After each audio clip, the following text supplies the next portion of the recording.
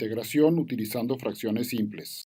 Cuando una función racional es muy complicada para trabajar con ella, podemos descomponerla en expresiones más sencillas que nos faciliten el trabajo.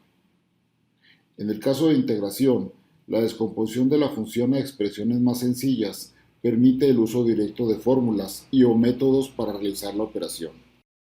Iniciemos recordando que una función racional es el cociente de dos polinomios. Si el grado del numerador es menor que el del denominador, la función racional se clasifica como función propia. En caso contrario, la función será impropia.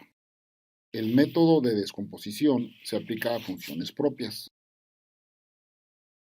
Si la función es impropia, se realiza la división para expresarla como un polinomio y una función racional. Toda fracción racional propia se puede expresar como una suma de fracciones simples, cuyos denominadores son de forma lineal o cuadrática irreducible. Ejemplifiquemos factores lineales y factores cuadráticos.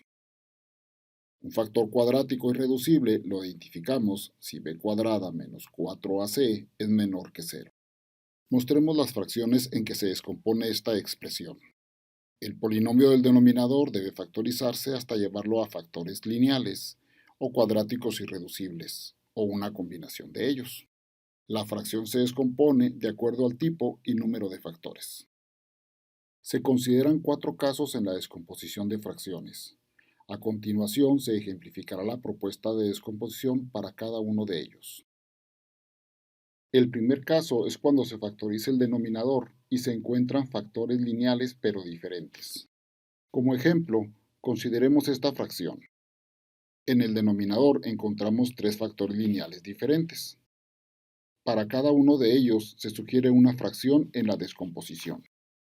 Para los factores lineales, cada fracción requiere de una constante. Más adelante veremos cómo se determinan los valores de estas constantes. Caso 2.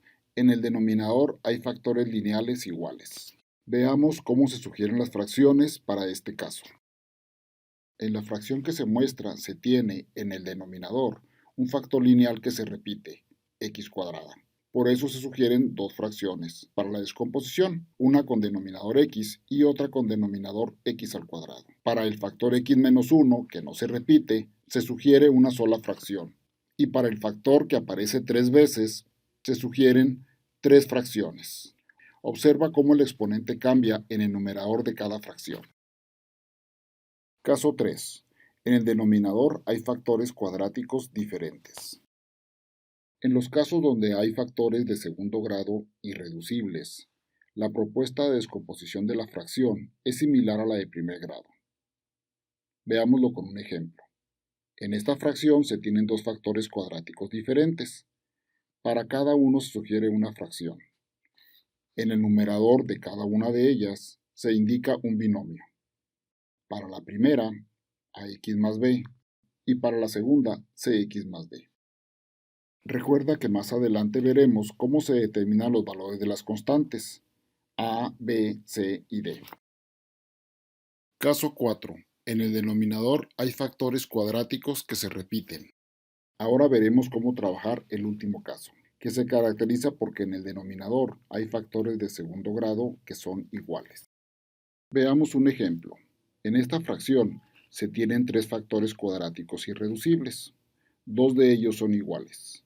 Entonces se sugieren 3 fracciones. Una fracción para el factor que no se repite y 2 fracciones para el factor que se repite.